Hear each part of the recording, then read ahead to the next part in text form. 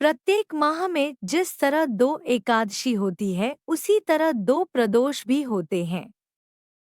त्रयोदशी, तेरस को प्रदोष कहते हैं। हिंदू धर्म में एकादशी को विष्णु से तो प्रदोष को शिव से जोड़ा गया है। जो प्रदोष व्रत सोमवार के दिन पड़ता है वह प्रदोष सोम प्रदोष व्रत कहलाता है। सोमवार को भगवान शिव का दिन माना जाता है, अतः इस दिन प्रदोष व्रत होने से उसकी महत्ता और भी अधिक बढ़ जाती है। तो आइए हम सोम प्रदोष व्रत की कथा सुनते हैं। एक नगर में एक ब्राह्मणी रहती थी।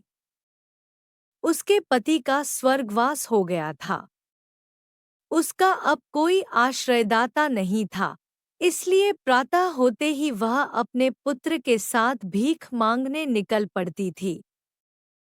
भिक्षाटन से ही वह स्वयं व पुत्र का पेट पालती थी। एक दिन ब्राह्मणी घर लौट रही थी तो उसे एक लड़का घायल अवस्था में कराहता हुआ मिला। ब्राह्मणी दयावश उसे अपने घर ले आई। वह लड़का विदर्भ का राजकुमार था। शत्रु सैनिकों ने उसके राज्य पर आक्रमण कर उसके पिता को बंदी बना लिया था और राज्य पर नियंत्रण कर लिया था, इसलिए वह मारा मारा फिर रहा था। राजकुमार ब्राह्मण पुत्र के साथ ब्राह्मणी के घर रहने लगा। एक दिन अंशुमति नामक एक गंधर्व कन्या ने राजकुमार को देखा और उस पर मोहित हो गई।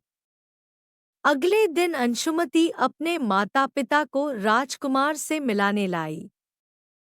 उन्हें भी राजकुमार भा गया।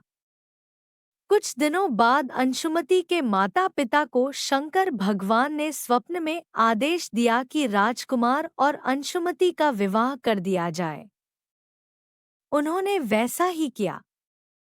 ब्राह्मणी प्रदोष व्रत करती थी।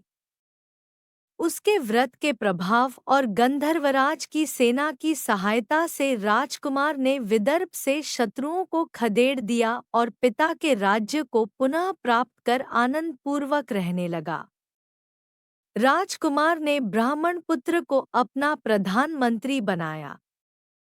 ब्राह्मणी के प्रदोष व्रत के माहात्म्य से जैसे राजकुमार और ब्राह्मण पुत्र के दिन फिरे, वैसे ही शंकर भगवान अपने अन्य सभी भक्तों के दिन भी फेरते हैं।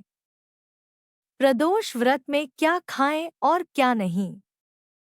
एक, प्रदोष काल में उपवास में सिर्फ हरे मूंग का सेवन करना चाहिए, क्योंकि हरा मूंग पृथ्वी तत्व है और मंदाग्नि को शांत रखता है।